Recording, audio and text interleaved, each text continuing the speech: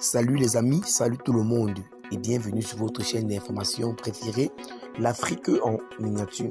Ici, vous avez les informations sur les domaines tels que le sport, la politique, l'actualité en Afrique et dans le monde. Bien les amis, avant de commencer, il conviendrait que vous vous abonnez et de mettre un pouce bleu à la vidéo si elle vous semble intéressante et surtout d'activer la cloche de notification pour ne plus manquer nos prochaines vidéos. Et sont à titre illustratoire, nous vous invitons à rester poli dans l'espace commentaire sous peine de voir votre commentaire tout simplement supprimé. Grosse démonstration de force des FAMA avec le nouveau matériel militaire acquis par le Mali en provenance de son partenaire, la Russie. En effet, les amis, le chef de la junte malienne, son Excellence Assimi Goïta, a réceptionné mardi 9 août de nouveaux équipements militaires, dont 5 avions et un hélicoptère de combat livrés par son partenaire russe.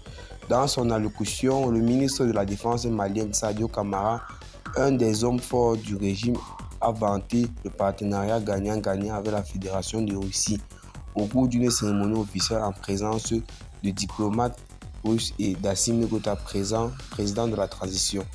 Les colonels qui ont pris le pouvoir par la force en août 2020 dans ce pays en plein tourment sécuritaire ont décidé de se séparer du vieux allié engagé militairement contre l'insécurité depuis 2012 et fait une relance ardente avec la coopération avec la Russie.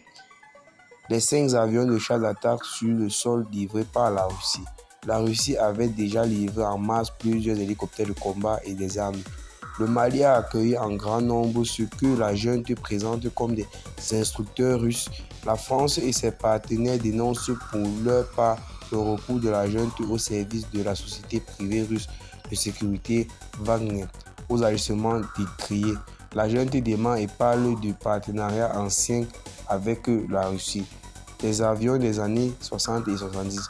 Nous consolidons notre capacité de reconnaissance et d'attaque avec les avions de chasse L-39 et Sukhoi 25 qui s'ajoutent aux Super Tucano et d'autres appareils déjà en dotation, ainsi que les hélicoptères d'attaque de type Mi-24P qui s'ajoutent au Mi-35 et au Mi-24 déjà livrés, a-t-il ajouté.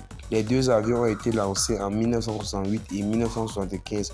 Aucune information n'a été rendue publique quant aux conditions d'acquisition des équipements. Le Mali est plongé dans le tourment depuis 2012.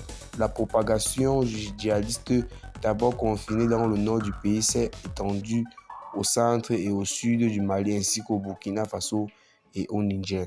Et bien les amis, c'est toute cette petite note d'information. Abonnez-vous à la chaîne si ce n'est pas encore fait. Partagez la vidéo à vos amis si vous l'avez trouvée notamment intéressante. Et à plus pour une nouvelle vidéo. Bye bye.